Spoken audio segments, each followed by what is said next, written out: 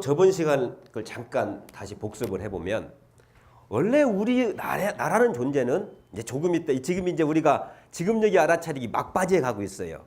지금 여기 알아차리기 이것이 이제 공부가 어느 정도 되면 다음에는 정신 차리는 공부로 가는 거거든요. 첫 시간에 제가 얘기한 것처럼 나라는 존재는 사실은 원적 무별해. 뚜렷하고 고유해서 너라고 나라 할 것이 없어. 그냥 한없는 존재야. 이런 한없는 존재. 이런 한없는 존재의 경계에 따라서 나라는 것이 이렇게 나타나 가지고 내가 이 경계를 이렇게 인식하지요. 이게 최초에 내가 나타나는 것을 우리는 그냥 이걸 분별성이라고 분별하는 존재가 나타난다 이 말이에요. 그런데 이때의 이 마음의 상태는 아마 우리가 인간이기 때문에 육군을 통해서 알아챌 거 아니에요. 그러니까 종족의 인간으로서의 그 한계가 바로 이제 우리 육군을 통해서 알아차리는 거죠. 그러니까 육군을 통해 알아차리니까 아마 그게 느낌이었어요. 느낌. 예. 그런데 우리는 과거의 경험을 가지고 사는 사람이기 때문에 무언가를 통해서 알아차리게 된다고 했죠. 예. 그래서 이 육식을 통해서 알아차린 이 느낌을 대상화한다고 했잖아요. 대상화해. 이 느낌에 온 것을 자기의 경험을 통해서 다시 재해석해. 예. 이게 바로 과거의 경험을 통해서 만들어진 나의 의식의 틀 해서 업장이라고 제가 이렇게 말을 했어요. 과거의 경험을 통해서 만들어진 나의 의식의 틀. 그래서 이건 심리학에서는 에고라고 하고 자아라고 돼. 나의 정체성이 이렇게. 예. 근데 이 에고는 바로 나를 이렇게 규정해. 이렇게. 나를 이렇게 묶어버리는 이 구심력이 작용한다 이 말이에요. 이렇게. 그래서 제가 이 얘기를 했잖아요. 과거의 경험을 통해서 술을 많이 먹어. 그러니까 술에 중독된 사람은 어째요? 술이라는 경계를 만나면 어째요? 술을 먹고 싶다라는 이 업장에 딱 갇히게 된단 말이야. 예. 근데 저같이 또 술이 싫은 사람은 어째요? 술을 보면 어째요? 진절머리가 나. 똑같은 경계를 보고도 자기의 과거의 경험에 따라서 이게 다르게 보인다. 빨간 안경을 쓰고 빨갛게 보이는 것처럼. 그런데 평소에 보통 사람들이 이게 주인 노릇해. 이게 주인 노릇해.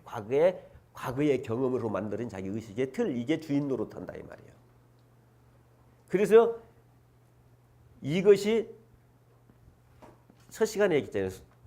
나를 움직이는 소야. 근데 소가 주인 노릇한단 말이야. 그래서 소의 주인을 찾아야 내가 소를 잡아가지고 소를 내 마음대로 이렇게 다룰 수 있는데 그 다룰 수 있는 유일한 길이 뭐죠? 그게 뭐라고 했죠? 지금 여기 알아차리기. 지금 여기 알아차리기를 하면 어떻게 된다고요? 알아차린 나가 생겨. 이 알아차린 나가 뭐냐면 바로 이 나한테 업장에 의해서 규정된 내가 이 업장으로부터 이렇게 벗어나기 시작하게 되면서 나가 생기면서 바로 이 업장을 내가 알아차리게 된다 이 말이에요. 이게 이렇게. 그러는데 이게 알아차린 나가 이렇게 알아차려 가지고 내 업장을 알아차렸다고 해서 이것이 그대로 유지되는 게 아니야. 다시 이것이 끌어당겨 버린단 말이에요. 이게 나를 이 업장 속에 다시 끌어 들어가 버려. 이게 바로 뭐예요? 이게 업력이라고 있잖아요. 업력. 잘 안 보이네요. 이게 업력이에요. 업력. 그래서 우리는 지금 이걸 뭐라고 했냐면 마음의 일어남이라고 해서 지금까지 계속 공부를 했어요. 마음의 일어남. 바로 내가 알아차리는 순간 이쪽으로 의식이 확대되면서 이 확대와 반작용이 생긴다 이 말이에요. 반작용으로서 나를 의식의 확대를 막아내는 게 있어. 이게 바로 업력이야. 과거의 경험을 통해서 만드는 의식의 틀 속에 나를 가두는 구심력, 이 업력이라 이 말이에요. 이게 마음의 일어남이야. 그러니까 뭐냐면 술을 좋아하는 사람이 술을 만났어? 술을 먹고 싶어? 먹고 싶은 것이 이렇게 이게 나를 작용하고 있는데 먹고 싶은 걸 알아차리면서 어째요? 먹고 싶은 그것과 내가 이렇게 딱 맞짱 뜨게 된단 말이야. 그러죠? 그래서 이 마음의 업력에는 두 가지 에너지가 있다고 했잖아요. 하고 싶음과 하기 싫음이 에너지가 있어요. 하고 싶은 것을 할 수 있으면 그건 극복 순경이라고 해. 내가 하고 싶은데 할 수가 없어. 지금 여건이. 그러면 극복 역경이라고 해. 예. 이것이 이 업력과 어떻게 이 역학적 관계가 딱 형성이 된단 말이에요. 이때 바로 이 업력을 어떻게 다룰 것인가. 이게 지금 저번 시간이었어요. 그래서 업력을 마음의 일어남을 다루기 첫 번째가 뭐냐면 알아차린 나로 받아들이고 선택한다. 자, 알아차리는 그 자체가 업력을 다루는 중요한 방법입니다. 대중사님 무시선법에도 말씀하신 것처럼 업이라는 것은 과거의 경험이라는 것은 원래 무명이야. 업이라는 것은 자성의 해강이 바라면 자연히 없어지게 돼 있어. 자성의 해강이 바란다는 게 뭔 말일까요? 다른 말이 아니에요. 알아차린다는 말이에요. 알아차리는 순간 바로 내가 이 업력보단 더 큰 존재가 되잖아요. 그래서 알아차리는 것을 반복해서 알아차리는 힘이 커지면 어떻습니까? 알아차리는 것 자체가 마음의 일어남을 다루는 중요한 방법이에요. 그래서 여러분들이 알아차리는 연습을 자주 하시면 알아차리는 순간 내가 소의 주인이 되면서 소보다 큰 존재가 되어버려요. 그러면 어째 소를 마음대로 할 수 있는 존재. 그래서 알아차린 나는 두 가지의 힘이 있다고 했어요. 어떤 힘이요? 마음의 일어남을 받아들일 수 있는, 흘려보낼 수 있는 수용의 힘이 있고, 알아차린 나는 또 뭐죠? 나의 마음의 일어남을 바꿔버릴 수 있는 선택의 힘이 있어요. 이게 놀라운 거예요, 이게. 그래서 저번 시간에 그 얘기 했잖아요. 알아차리고 딱 맞짱 떠. 하기 싫음과 하기 좋음과 딱 맞짱 떠. 그래서 어떻습니까? 내가 그것을 흘려보내기도 하고 바꾸기도 해요. 화가 나면 어떻습니까? 화난 걸 알아차리고 감사심으로 바꿀 수도 있다 이 말이에요. 제가 이번 주에도요. 문자를 많이 받았어요. 그리고 어떤 분은 일기를 써가지고 노트를 저한테 갖다 주신 분도 계시고. 제가 요새 그냥 살맛이 나요. 그걸 보면서 제가 힐링이 돼요. 예.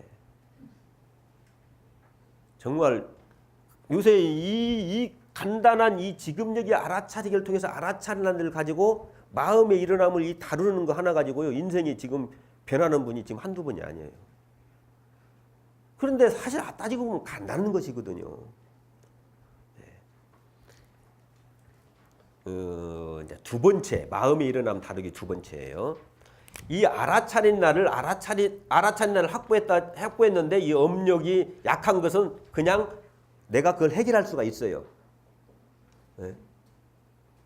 그러기 전에 이 업장은 좋은 것입니까? 나쁜 것입니까? 이 과거의 경험에 의해서 만들어진 나의 의식의 틀, 이건 좋은 거예요? 나쁜 거예요? 예? 좋은 거예요? 나쁜 거예요? 제가 이제 이걸 첫 시간에 얘기를 했어야 하는데 빠졌어요. 업장이라는 것은 많은 사람들이 그냥 나쁘다 이렇게 생각을 하거든요. 그렇게 규정을 하는데 업장은 공부하는 사람한테는요 오히려 복전이에요. 업장은 좋은 것도 아니고 나쁜 것도 아니에요. 근데 여기 중요한 게 있어요. 좋은 업장이든 좋은 업장도 있잖아요.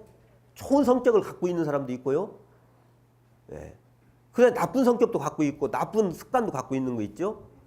그런데 좋은 것이든 나쁜 것이든 좌우간 중요한 게 뭐냐면 알아차리지 못하면 그것은 나한테 내 발목을 잡게 돼 있어요. 그것이 좋은 것이든 나쁜 것이든. 그래서 업장은 좋은 것도 아니고 나쁜 것도 아니에요. 내가 내 업장을 알아차리느냐 알아차리지 못하느냐 여기에 따라서 이 업장이 복전이 되느냐 아니면 나의 발목을 잡는 번뇌가 되느냐 이 차이야. 예를 들어서 저번 시간에 얘기를 했잖아요. 과거의 경험에 의해서 만들어진 상처가 우리가 있잖아요. 트라우마가 있고. 특히 프로이드 같은 경우는 0세에서 12세까지의 그 자아가 형성될 때 그 경험이 인생을 살면서 꼭 다시 되풀이돼서 반복해서 나타난다고 했잖아요. 그것이 절대 나쁜 것이 아닙니다.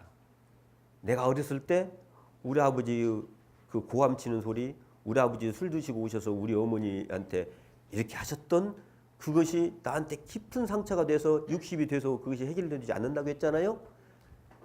근데 저는 뒤돌아보면 그것이 저한테 엄청난 큰 복전으로 작용하고 있어요. 그걸 알아차리기만 하면. 그것을 경험하지 않는 사람은 그것이 엄청난 그 에너지를 느낄 수가 없어요. 수많은 시간, 수십 년 동안의 그 고통 속에 빠져 있었던 그것이 또한 그것도 에너지거든요. 예. 그래서 여기에서요, 과거의 경험이 좋든 나쁘든 중요한 것은 뭐냐? 지금 그걸 알아차리면 그것은 나의 다 복전이 되는 거예요. 예. 자, 그런데 이제 알아차리는 순간 이 마음의 일어남을 다룰 수도 있던데, 이 마음이 일어남이 강하면 아무리 알아차려도요, 다시 이쪽으로 끌려갑니다. 특히 제가 첫 시간에 얘기했지만 자기의 페르소나 같은 추증번뇌, 끈덕지게 자기 삶을 지배하는 그런 추증번뇌 같은 경우는 알아차렸다고 그것이 해결되지가 않아. 마음의 일어남이. 그리고 또 우리가 갑자기 또 큰 마음의 일어남일 때, 미운 사람을 볼 때 알아차렸다고 그 마음의 일어남이 바로 사라지지 않는단 말이에요. 자, 그때 어떻게 이 마음의 일어남을 다룰 것인가, 이게 오늘 이제 공부하는 내용이에요. 바로 이건 뭐냐면, 이 알아차린 나가 다시 업력 따라서 다시 업장 속으로 들어가지 않게 이 알아차린 나를 어느 곳에다가 딱 묶어버리는 거야. 주하는 거야. 이게 두 번째 방식이야. 알아차린 나를 어느 경계에다가 나를 딱 묶어버리는 거야. 자, 이해되셨습니까? 네, 이쪽으로 끌려가지 않게. 그게 바로 알아차린 나를 일경에 주한다. 이게 바로 두 번째 마음의 일어남 다루는 방법이에요. 하나의 경계에 주하는데, 자, 여기서 제가 이 방법의 두 가지를 지금 여기서 제시하고 있는데 사실은 한 가지예요. 첫 번째는 알아차린 나를 감각에 주한다. 자, 무슨 말이냐? 제가 첫 시간에 첫 번째 이 나가 경계를 알아챌 때는 어떻습니까? 이 느낌이 있다고 했죠? 그런데 과거의 경험에 의한 경험식은 이 육식을 대상화한다고 했잖아요. 예? 예. 그래서 이것을 나를 여기에다 주하는 거예요. 여기에다가. 이 느낌에다가. 이 느낌은 어떻습니까? 시비이해의 판단하기 전의 나의 의식이요, 이게. 그래서 이거 보고 전의식이라고도 해. 내 과거의 경험이 작용하기 전, 이걸 대상화하기 전의 거기에다가 나의 의식을 주하는 거예요. 그럼 마음이 편해지게 돼 있어요. 그래서 제가 이것을 조금 이따 얘기했지만 촉수명상이라고 제가 이름을 붙였어요. 여러분, 부처님 12년 법문 중에 무명행식, 무명, 나라는 것을 통해서 행동을, 과거의 경험을 하다 보면 어떻습니까? 이 경험식이 식이 생겨. 이 식이 명색, 유깁, 육군을 통해서 경계와 촉하면 어떻습니까? 느낌이 생겨. 그 느낌이 바로 식이 작용돼 가지고 촉수, 애로 나타나. 애가 뭐예요? 바로 마음의 일어남이야, 이게. 무언가 하고 싶은 거, 가래가 생긴단 말이야. 하고 싫은 거, 이런 거. 그래서 욕구가 생겨요, 이게. 그런데 바로 그 욕구로 넘어가기 전에 수에다가 나의 의식을 집중하고 내 의식이 욕구로, 뭔가 하고 싶음으로 넘어가지 않게끔 만드는 거, 이게 바로 촉수명상이에요, 이게. 자, 거기에다 주하는 거예요. 자, 그 다음에 두 번째 방식인데, 이것은요, 이제 정신 차리는 공부에 서는데 미리 제가 말씀을 드립니다. 알아차린 나를, 지금 알아차린 나를 여기다 줘했잖아요. 이 알아차린 나를 어찌냐? 처음에 나라는 존재는 어떤 존재라고 했어요? 나라는 존재는 원적, 무별한 존재야. 뚜렷하고 고요해. 그리고 나라는 것이 없어. 너라는 것이 없어. 바로 이러한 존재야. 이러한 존재. 여러한 존재, 공경영계 자성자리에다가 나를 주하는 거야. 자, 이게 이제 바로 수행이라고 하는 거예요. 정신 차리는 공부의 이제 핵심인데, 이것은 나중에 얘기를 하겠습니다. 그러나 현실적으로요, 바로 마음을 안정시키는 데는 이 촉수명상이 작용을 하게 됩니다. 제가 잠깐 그 얘기를, 어떤 분이 바로 이제 그 문자가 왔어요. 자기가 알아차리는 것을 이렇게 일기를 계속 쓰다 보니까 자기가 알아차림의 경향성을 통해서 자기의 꼬리표를 볼 수 있었다는 거야. 그게 뭐냐면 자기는 꼭 부정적인 말을 계속 하더라는 거예요. 말 속에서. 답답하네. 왜 나만 갖고 그래? 환장하겠네. 그냥 답답하네. 이런 것이 계속 거듭되면서 굉장히 중요하죠. 그게 바로 자기의 경향성이고 그게 자기 꼬리표야. 자기 스스로 그렇게 자기를 보고 있어요.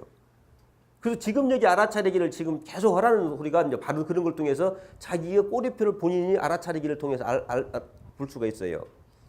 그러면 그 꼬리표를 어떻게 없으니까 알아차리고 그것을 흘려보내고 다시 바꾸면 돼요. 근데 이 꼬리표 바꾸는 것이 인생의 사주팔자를 바꾸는 거예요. 제가 웃기는 얘기 같은데요. 저는 어렸을 때부터 저는 천재인 줄 알았어요. 아 진짜. 제가 거짓말이야. 저는 그래서 천재 소리를 들었어요. 우리 동네 사람들한테. 자는 천재다. 그리고 저는요. 그래서 그런지 한 번 들으면 잊어먹지를 않고요. 저는 야간 자습을 해본 적이 없어요. 고등학교 때까지도. 한 번 들으면 알아요. 네. 제가 아마 공부를 조금만 더 했으면 아마 난리 났을 거예요. 그런데도 저는 항상 공부를 잘했어요. 그런데 고등학교 2학년 때 담임선생이 이제 면담을 이렇게 하는 거예요. 면담을 해서 그때 생활기록부 있잖아요. 생활기록부를 펴면서 이제 면담을 하는데 생활기록부에 무엇이 써 있죠? IQ가 써 있어요. 옛날에 생활기록부에 IQ 있어요. 그 IQ를 저는 IQ가 160은 된 줄 알았어요. 저는. 이 믿어 의심치 안 해. 내가 하는 짓을 보면 안 천재니까 딱 들으면 알고 저는 뭐 두 번 다시 볼 것이 없어요. 딱 들으면 알아. 그리고 어렸을 때부터 우리 동네 사람들이 저보고 다 신동이라고 했어요. 저는 IQ가 160은 믿어 의심치 않았어요.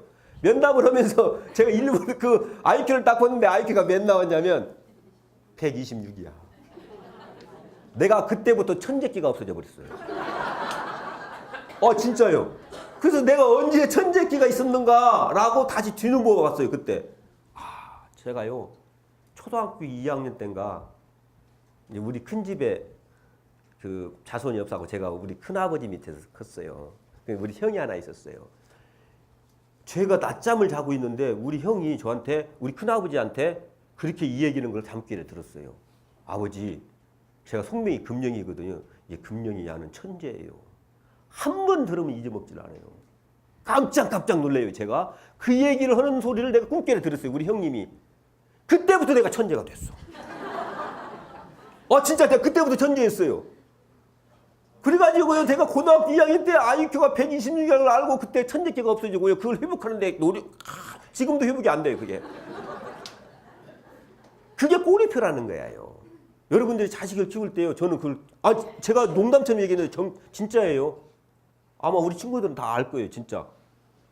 그래가지고 제가 그때 꿈결에 들었던 우리 형님의 그 소리, 야는 천재예요. 한 번 들으면 잊지 않아요. 내가 깜짝 놀래요. 지금도 그 기억이 잠결에 들었어요. 그것이 나를 천재로 만들어버린 거야. 너 하는 것이 그렇지. 네 애비하고 똑같아요. 야 이놈아, 이게 25등에서 25등에서 20등 것이 이게 뭐 공부 잘하는 거예요? 자랑이라고 내놔? 멍청하기는. 이게 내 자식을 망쳐버리는 거지. 아이고, 너는 하는 짓이 왜 그러냐? 그러면 그것이 자기의 꼬리표가 돼버리는 거예요. 그리고 집에서도요. 그래서 가문이라는 것이요. 그게 참 중요한 거예요. 그래서 어째요? 왕대 봐서 왕대 나고요. 그 신우대 밑에 쫄대에서 쫄대 나오는 거야. 그러니까 가문들이 그게 사주팔자가 되는 거죠. 살면서도요. 아버지 어머니 듣고 하는 것이 항상 사랑스럽고 긍정적인 말을 하고 있는 사람 밑에서 그러면 어찌니까 사람이 긍정적인 거예요. 그러면 그 사람은 그게 사주팔자가 되는 거예요. 자, 중요한 건 뭐냐? 내가 어떤 사주팔자를 타고났던 그런 틀이 있었던 알아차리고 지금 바꾸면 돼요. 그게. 그래서 이거 단순히 이것이 현실적으로 뭔가 마음을 편안하게 한다는 정도만 생각하지 마시고요. 알아차린 날을 잡았다는 것은 나의 사주팔자를 팍 바꿀 수도 있어요. 그리고 또 이렇게 생각할 수도 있어요. 이게 무슨 사주팔자를 바꾸는 일이에요. 그러면 사주팔자 안 돼요. 팍 바꿀 때요. 그냥 딱 바꿔버리는 거예요. 제가 그 얘기 저번 시간에 얘기했잖아요. 저는 수많은 사람을 많이 만났잖아요. 상담도 많이 하고 수만 명을 만나요. 몸에 병이 많은 사람은요. 그만한 이유가 있어요. 경향적으로 꼭 그런 건 아니지만 내 말이 꼭 맞는 말은 아니지만 경험적으로 가난한 사람들은요 대부분 그래요. 나는 가난해. 가난한 사주팔자를 갖고 살아. 가난한 꼬리표를 갖고 살아. 자기를 자책해. 예. 그래서요, 그 갑부라는 책, 이재훈 소설가가 쓴 갑부라는 책에 이런 말이 나오잖아요. 돈을 벌고 싶으면 나는 갑부다라고 그렇게 선언을 하라. 나는 갑부다. 근데 그것이 안 돼. 그러면 나는 갑부다라고 본인을 속여라. 그 말이 나와. 갑부라는 그 책에. 그래야 갑부. 근데 그 맞는 말이에요. 예. 그 여러분들이 제가 이 얘기 좀 빠진 것 같아서. 그리고 이제 우리가 인생을 살면서 저는 그런 생각이 들어요. 제가 가장 좋아하는 그 용어 중에 하나가 그러함에도 불구하고. 네, 그러함에도 불구하고. 네. 이 얘기만 들어도 가슴이 설레지 않습니까? 이게 인생의 이게 통쾌함이야. 인생의 의미잖아요. 그러함에도 불구하고 확 역전하는 그거. 이게 바로 알아차린 나의 핵심 내용이에요. 여러분들 삶에 무언가 있다면 그냥 확 돌려버리세요. 아, 가난해? 돈 벌어버려. 그런 이렇게 물어거든. 어떻게 돈 벌어? 아, 그 생각할 것 없어. 돈 벌어버리면 돼. 어떻게 해야 건강하대요? 아, 답답해. 그 사람들이 꼭 다 건강하지 않는 사람들이요. 어떻게 해야 건강한데요? 아, 건강해버려. 이게 좀 어폐가 있는 것 같은데 굉장히 중요한 말이에요. 밥도, 아이고, 밥맛이 없어요. 어떻게 해야 밥맛이 없대요? 맛있게 먹어! 자, 지금부터 그렇게 생각하세요. 밥 먹을 때도 밥맛이 없으면 우리 교감님이 그랬다. 맛있게 먹어버리면 돼. 아, 돈 벌기가 어렵다? 돈 못 벌어요. 그냥 돈 벌어버려요. 예. 아, 요새도 제가요, 그 청년들 많이 상담도 그런데요. 정말 이게 직업, 이게 절벽이에요. 완전 정말. 취직한다는 것이 이게. 근데 여기에도요, 약간의 꼬리표가 있어요. 약간이 아니라 저는 어찌 보면 이 전부가 꼬리표라고 생각을 해요. 돈이라는 것도 숫자 개념으로 생각하면 돈 못 벌어요. 개념으로 생각하고 직업도 마찬가지고. 우리가 살아보니까 그러잖아요. 예. 제가 왜 여기까지 와버렸지? 자, 촉수명상의 원리 아까 제가 말씀을 했어요. 내가 육군을 통하여 경계를 알아차린 내용, 육감, 색, 성향, 미촉의 느낌은 사실을 사실대로 인식하는 이건 감각식의 나타남입니다. 이 감각식은 그랬잖아요. 내가 소금 먹으면 짜고 우리 마누라가 소금 먹으면 짜고 이게 느낌이에요. 이게 감각식의 나타남이야. 예. 인간으로서는 거의 다 똑같은 보편성을 갖고 있어요. 이게 감각식이야. 감각식의 작용으로 감각식에 나의 의식을 집중하면 경험식의 작용에 의한 마음의 일어남. 요새 말로 스트레스라고 해. 스트레스로부터 벗어나 마음의 안정을 얻을 수가 있어요. 아까 제가 말씀을 드렸잖아요. 제가 첫 시간에 얘기한 나라는 게 생기고 어찌입니까? 이게 경계가 나타나면 이게 느낌인데 이 나라는 것이 또 어쩌요? 이게 경험식으로 해서 육식을 대상화한단 말이에요. 그래서 이 경계, 이게 느낌이고 이거는 마음의 일어남이 일어난단 말이에요.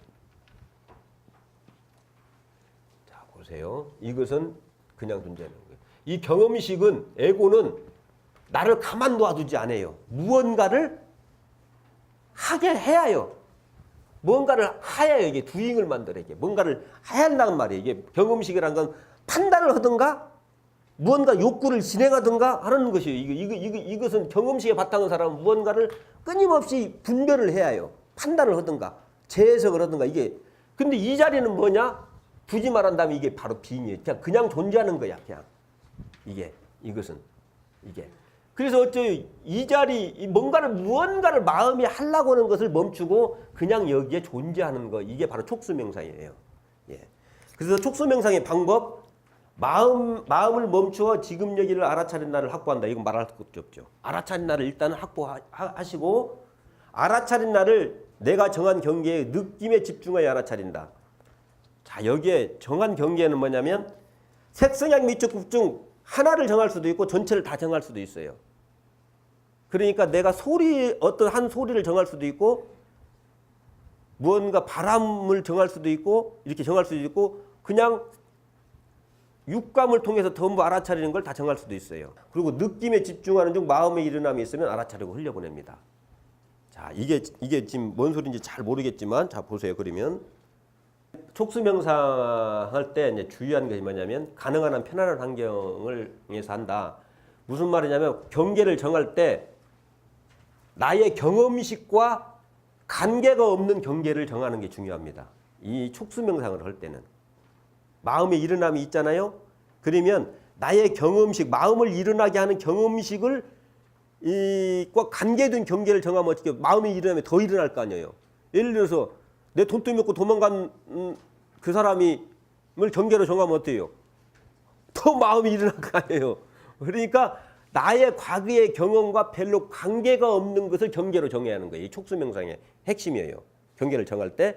그러니까 여러분들이 지금 뭐 종편에서 하는 뭐 나는 자연인이다, 뭐 산에 산다 이런 것들이요. 사실은 다 이래.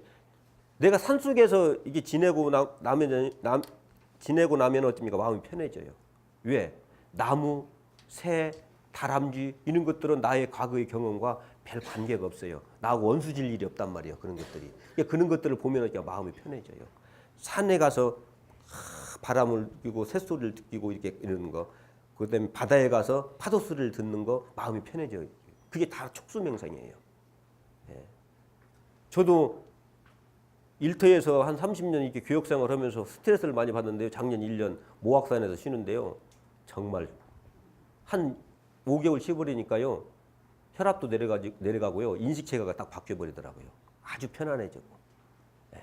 그래서 매일 산에 가면서 어쩝니까? 그냥 모든 생각을 놓아요. 처음에는 그게 잘 안 돼요. 산에 가면서 자꾸 경험식이 나를 괴롭힙니다. 그럴 수가 있어? 그러면 안 되지? 내가 그때 이랬는데 이래? 자꾸 무언가 과거의 경험이 나를 귀찮게 해요. 그러면 그때 어떻습니까? 알아차리고 바로 새소리, 바람소리 여기에다만 집중하는 거예요. 그리고 그냥 산에 그리고 한 번가 두 번가 하면서 어느 날 문득 바로 그게 탁 떨어지면서 새소리, 바람소리에다만 의식이 집중이 됩니다. 그러면요 정말 마음이 편해지는 거예요. 이게 촉수명상이야. 그래서 경계를 삼을 때 나와 과거의 경험과 관계없는 경계를 대상으로 삼는 게 중요합니다. 자, 촉수명상.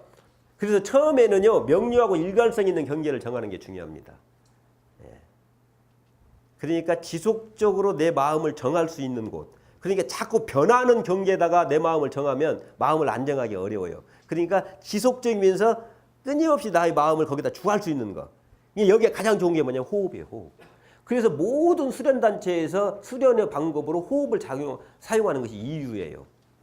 호흡. 그리고 특히 호흡은 내 마음과 나의 육신과의 조정자 역할을 하기 때문에 호흡을 잘 다루면은 마음이 안정이 되면서 마음도 다룰 수 있어요. 그래서 호흡이라는 것은 내가 죽지 않는 한 끊임없이 나와 같이 하거든요. 그래서 호흡 알아차리기 이게 촉수명상에서 사실은 첫 번째이면서 가장 좋은 경계의 대상이 될 수 있어요. 그 다음에 이제 여기에 중요한 거예요. 무언가 해답을 찾고자 애쓰지 않아야 합니다. 마음의 일어남이 있을 때는 뭡니까? 나라는 것이 있기 때문에 마음의 일어남이 있고 나와 그 경과와의 관계성이 있기 때문에 마음의 일어남이 있어요. 그리고 이때는 어떻습니까? 바로 무언가를 여기서 해답을 찾으려고 해. 너와 나의 관계 속에서 내가 이 고통을 해결하려고 한단 말이야. 이 마음에 화난 것을 어떻게 해결하려고 한단 말이야. 그 생각을 놓아라 이 말이야. 여기서 해답은 뭐예요? 지금 바람을 느끼고 있는 그것이 해답이야. 굉장히 중요합니다 이게. 그래서 거듭거듭 이것이 경험식으로 다시 갑니다 이게. 바람 소리를 듣고 있다가도요 그게 지속이 안 되고 다시 경험식으로 가. 그러면 알아차리고 그냥 바람에다만 그리고 본인이 되새겨요. 어떻게? 바람 느끼는 거 이게 목표다. 이게 인생의 목표다. 라고 그렇게 되새겨요. 굉장히 중요합니다. 이 촉수명상의 이 핵심이에요. 근데 우리는 왜 이게 안 되냐면 자꾸 경험식을 가서에 또 이렇게 만리장성을 쌓아요. 예? 산에 가서도 계속 만리장성을 쌓거든요. 그러면 알아차리고 흘려보내고 어쩌요? 그냥 지금 여기에 자기가 정한 바람소리, 새소리에다만 집중을 하는 거예요. 이것도 처음에는 안 돼요. 되풀이하고 하세요. 예.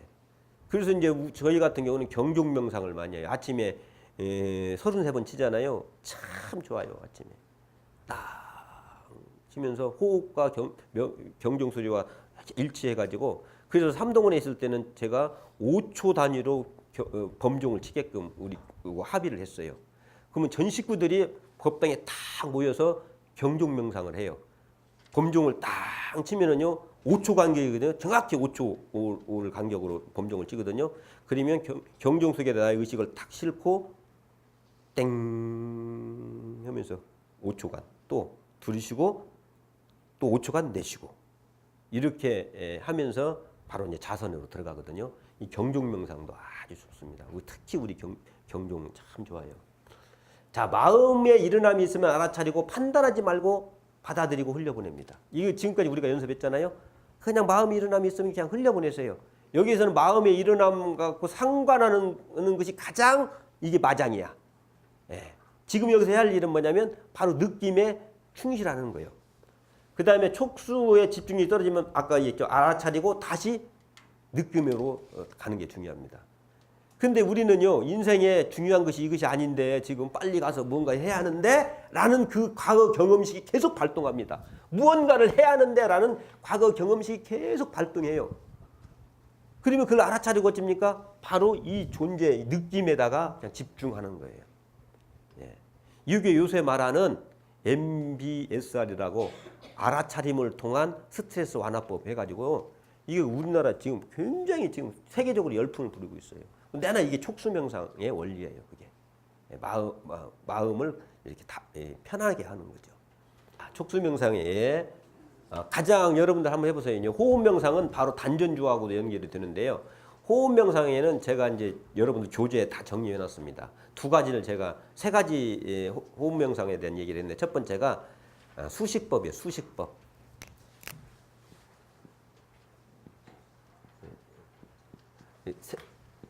호흡을 세는 거예요. 이렇게. 그래서 여기서 중요한 게 뭐냐면 자기 호흡에 맞게끔 호와 흡의 길이를 똑같이 하는 게 중요합니다. 그래서 한 4초 정도나 짧으면 3초, 이 4초 정도를 정해서 호흡의 길이를 똑같이 하는 게 중요해요. 여기서 이렇게. 그래가지고 어쩝니까? 이걸 세는 거예요. 호흡을 들으시고 내쉬고. 근데 여기 중요해요. 알아차린 나를 놓치면 안 돼. 알아차린 나가 호흡을 느끼면서 호흡을 하나, 둘 이게 세는 거예요. 여러분 호흡 아마 20분까지 세기 어려울 거예요. 처음 초보자는요. 이게 집중이 안 돼요. 호흡에 들으시고 내가면서 그 들은 느낌을 그대로 알아차리면서 호흡을 세는 거예요. 이것이 잘 되면은 호흡이 일정해지면 이제는 어떻습니까? 수식법이 되는 거예요. 수식법. 자, 이제 호흡을 셀 필요가 없이 그냥 호흡이 들으시고 내쉬는 데에 대한 호흡을 느끼는 거예요. 호흡을 느끼는 데 집중하는 거예요. 이게 호흡. 그래서 우리는 단전주를 하다 어차피 할 수밖에 없으니까 단전에다가 의식을 딱 집중해가지고 호흡을 들으시잖아요. 그러면 단전에서 일어나는 현상을 그대로 알아차리기만 하는 거예요. 알아차리고 들이쉬고 내쉬고. 이게 수식법. 예. 근데 이게 잘 되어야 이게 됩니다. 이게 안 되면 이거 안 돼요. 예. 왜냐하면 여러분들이 이 수식법이 그래서 1차 목표를 세우세요. 100가지. 세울 때까지 놓치지 않는 걸 연습을 하세요. 단전주선을 잘하기 위한 단주봉 활용법 내가 그거 적어놨는데요. 이 집중이 안 되면 단전주선 안 돼요. 이 집중과 알아차림이 안 되면 이것도. 그래서 이 수식법을 통해서 이게 되면 이 다음에 이 수식법이에요. 이 수식법은 그 다음에 이제 자연스럽게 이제 자연식이 되는 거예요. 자연.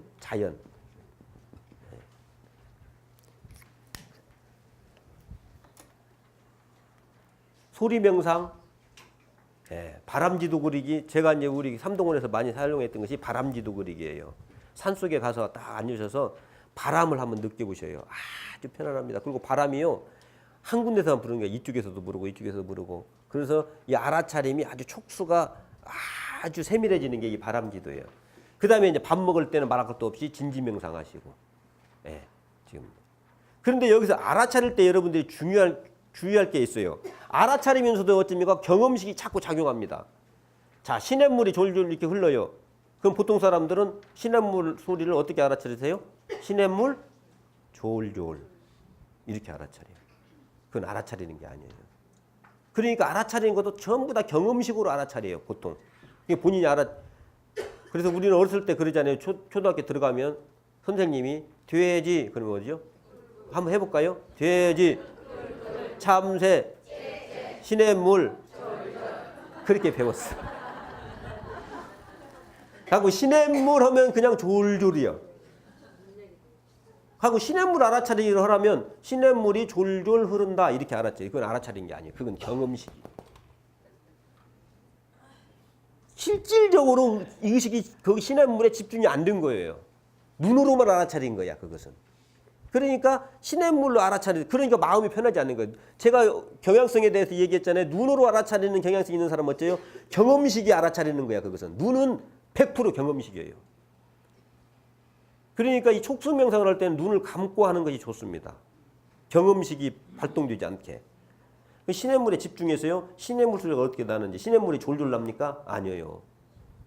시냇물 소리가 아주 정말 사실적으로 알아차려야 한다 이 말이에요.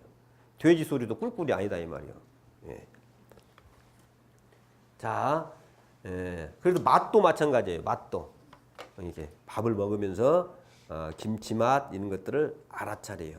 그래서 여기에서 밥을 먹을 때도 밥을 먹으면서 빨리 밥 먹고 회사 가야 하는데 경험식이 자꾸 발동하거든요. 예. 그리고 이 밥을 먹어서 이거 이렇게 먹으면 살찌는데 이러면 건강한데 이런 거 경험식이 자꾸 발동해요. 그럼 알아차리고요. 그거 흘려보내시고 밥 먹는데 목적을 해보세요. 밥 먹는 데만 마음이 편해져요. 그리고 의식 위장이 편안해집니다. 자, 경험식의 반응기 누구냐면 위장이에요. 위장. 경험식의 반응 장기가 위장입니다. 그래서 생각을 많이 하면 그래서 안 좋아 유경향도 생기고 유암도 그래서 생각이 많은 사람들이 저 같은 사람들이 유암이 많이 걸려요. 그래서 밥 먹을 때요. 그런 경험식을 놓으시고 그냥 밥 먹는 그 유암에 특효하게 해요. 진짜. 진지명상. 자, 몸명상. 몸 알아차리기인데요. 여러분 제가 저번 시간에 얘기했죠. 아픔과 괴로움이 달라요. 괴로움이란 건 경험식이야. 무엇 때문에가 있어. 무엇 때문에. 예. 아픔은 뭡니까? 사실이요. 이건 느낌이야. 아픔은. 그러니까 몸살이 걸리잖아요. 아파. 그러면 근데 그 몸살이 걸리는데 그 아픔 속에 무엇이 있어요? 괴로움이 붙어 있어요. 그건 경험식의 작용이야. 자, 내가 암에 걸렸어. 위에 아파. 근데 그 아픔 속에 많은 사람들이 더 왜 악화가 되냐면 거기에 경험식이 붙어 있어요. 괴로움이 붙어 있어요. 그래서 몸살이 날 때요. 이 몸 알아차리기 참 재밌어요. 아주 적나라하거든요. 몸이 막 몸살이 나면은요. 몸이 막 쥐짜잖아. 가지고 민물처럼 착 짜는 것이 왔다가 또 썰물처럼 착 나가. 이거 파동처럼 이렇게 와요. 몸에서. 그 느끼세요. 그러면요. 몸에서 이렇게 참 몸이 막 진짜 이 몸살은 것이 그게 그 음악 막 연주하는 것 같아. 그거 여러분도 그거 느껴보셨어요? 느껴보세요. 그거 재미가 있어요. 제가요 천식이사고 천식발작을 제가 한 3번 해서 3번 죽었다 살아나는 사람이 제가 몇 년 전에 삼동원에서 살다가 새벽 2시에 천식발작이 일어나는 거예요. 숨이 꽉 막혀버리는 거예요. 그러니까 앉을 수 있으니까 막 펄쩍펄쩍 뛰는 거예요. 막 뛰는데 제가 그래서 우리 원대병원에 수간화 소리는 제 여동생한테 전화를 했어요. 내가 이렇다 그러니 빨리 응급실 하고 이렇게 하라고 하고 제가 차를 몰고 내가 어디 갈지 논산 어디까지 지금 가고 있으니 그 공터에 응급실을 응급차를 대라 하고 가는데 가물가물하는 거예요. 이제 차를 몰고 가는데 여기에서 막 여기 이게 호흡이 안 되니까 이제 피부호흡을 하는 거예요. 여기에서 막 진짜 막 뭐죠? 막 폭포처럼 여기 땀이 폭폭 솟는 거예요. 피부호흡을. 가면서 제가 도저히 운전을 못하고 와서 세웠어요. 그러면서 제가 응급차를 타는 데까지는 기억이 나고 응급실을 타면서 가는데요. 가만히 있으면서 제가 이제 죽겠더라고요. 그래서 제가요. 이건 제가 체험한 거예요. 나는 이제 죽는구나. 그럼 우리는 죽음다 하면 무엇부터 챙겨야죠? 청정한 마음을 챙겨야잖아요. 그 놀라운 일이다니까요. 저 딱 생각나더라고요. 이제 어차피 죽는 거야. 어차피 죽으니까 청정한 마음을 챙겨야겠다 하고 그냥 마음을 탁 놓았어요. 놀라운 일이 벌어져요. 단열근육 같은 숨통이 열리는 거야. 뭔 말인지 아세요? 단열근육 같은 숨통이 열리는 거야. 그런데 그 단열근육 같은 곳에서 한숨이 들어오는데 바로 그러면서 무엇이 일어나는 줄 아세요? 갈증이 일어나는 거야. 경험식이 일어나는 거야. 더 들어왔으면 이런 욕망이 막 답답하니까 그러는 순간 또 숨이 딱 막혀버리는 거야. 그리고 나를 놓는 순간 또 숨근육이 열리는 거야. 내가 그때 그래서 내가 그래서 괴로움과 아픔이라는 것은 이 차이를 내가 느낀 거예요. 그러니까 그냥 그대로 나를 놓아두고 과거의 경험식이나 욕망이 일어나지 않으면 그때 무언가 이게 이완이 되더란 말이에요. 이게 이 천식 발작도 이건 내가 어떻게 할 수가 없어요. 이건 수의근이 아니기 때문에 내 마음대로 할 수 없기 때문에 이게 천식 발작이 무서운 거예요. 내가 이 숨을 쉰다고 쉬는 게 아니에요. 이게 수의근이야, 불수의근이야 이것은. 그런데도 이 불수의근도 나를 놓아버리니까 이완이 되더란 말이에요. 사실은 우리가 뭔 큰 몸에 병이 걸릴 때도 마찬가지예요. 거기에 우리가 두려움을 갖게 되거나 과거의 경험식이 발동됐을 때 사실은 그게 더 악화가 돼요. 그래서 그것으로부터 떨어져서 있는 그대로의 아픔 그런 것들을 거기에다 의식을 집중하면 마음이 편해집니다. 꼭 아프다고 마음이 우울하는 건 아니라는 걸 여러분들 한번 체험해 보세요. 또 그것이 또한 면역력을 실질적으로 제가 그 데이터도 갖고 있는데 실질적으로 그것이 면역력을 몇 배 이상 더 이게 사람을 만들게 만들어요. 과거의 경험식에서 두려움이 있거나 과거의 경험식이 발동될 때 스트레스가 오히려 나의 그 자생력을 많이 약화시킨다는 거죠. 그래서 몸명상 같은 게 여러분 자주 하세요. 그래서 이 몸이 아프다 보면 그 몸에 꼭 경험식이 과거의 경험이 붙들려 있어요. 제가 저번 시간에 얘기했잖아요. 고통이라는 것은 생각에 의한 느낌의 저항이라고. 그 느낌의 저항, 느낌을 저항하는 감정이 꼭 붙어 있어요. 그걸 알아차리고 흘려보내셔요. 그래서 이것은 이제 MBSR에서는 이거 몸을 스캔한다고 하는 거예요. 몸을 탁 통찰한다는. 그래서 사실은 그게요. 우리 선조들이 다 말씀하셨어요. 아까 말한 대로 위장 같은 경우는 아까 그런 생각, 걱정이 많으면 위장이 아프고 두려움이 많으면 신장이 아프고 화가 많으면 어째요? 간이 상하고 분노가 많으면 심장이 상하고 하는 이 원리를 옛날 우리 어른들은 다 말씀을 하셨어요. 그런 것처럼 내 몸에는 전부 다 그러한 과거의 경험이 붙들려 있어요. 그걸 가만히 명상하면서요. 알아차리고 흘려보내시고 그 느낌에만 집중을 해보세요. 이게 몸을 잘 다루는 방법 중에 하나일 수도 있어요. 그 다음에 춤명상, 이건 제가 삼동원에서 많이 하려고 하는 건데요. 마음대로 춤을 추게 해요. 그런데 딱 원리를 말해요. 동작과 기운과 호흡을 일치시키게 하는 거야. 그러니까 이게 동작을 하더라도 이 동작에 의식을 집중하면서 호흡과 같이 하는 거야. 이렇게. 이 춤을 추는 거예요. 이렇게. 그러면 어찌니까 마음이 편해져요. 내 마음대로. 산에 가면서도 막 춤을 추는데 의식과 호흡과 동작을 일치시켜서 하는 거예요. 그러면 마음이 편해져요. 이게. 그래서 어쨌든 과거의 경험식으로부터 나를 떨어지게 하는 경계에다가 집중하면 마음이 편해지게 돼 있어요. 자, 그 다음에 이제 이 바라보기 명상인데 이제 이런 것이 보면은 내 마음에서 일어나는 마음의 일어남도 그러고요, 바깥 관계도 그러고 떨어져서 바라보는 거야 이게. 이게 이제 촉수 명상의 예를 제가 들었는데 여러분들이 이 삶 속에서 이걸 많이 활용했으면 좋겠어요. 이거 효과가 큽니다. 근데 처음에는 아까 뭐냐 경험식이 자꾸 발동되기 때문에 여기에 거기 경험식이 이게 사라질 때까지 이거 여러분들이 지속을 않다 보니까 마음의 평화가 없는 것이지. 알아차리고 흘려보내고 또 집중하고 알아차리고 흘려보내세요. 그러면요 어느 날 여러분들이 딱 감이 오실 거예요. 그래서 아침마다 여러분들이 촉수 명상을 한번 해보시고 저녁에 주무실 때는 몸 알아차리기 명상도 한번 해보시고 이렇게 해보셔요. 그 마음에 그리고 몸도 알 수 있어요. 내가 여기에 이렇게 맺혀 있구나 라는 것도. 이 시간에 이렇게 마치고요. 또 다음 시간에 이어서 하겠습니다.